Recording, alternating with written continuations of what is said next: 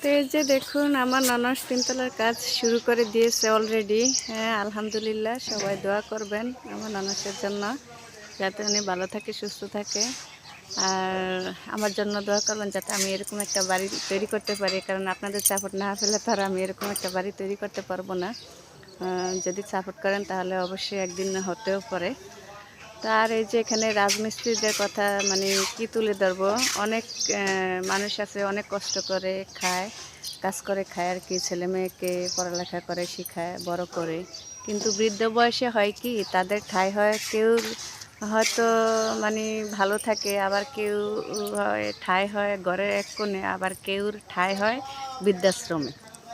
তো আর কি, হ্যাঁ, এই জন্যই আর কি বলতেছি।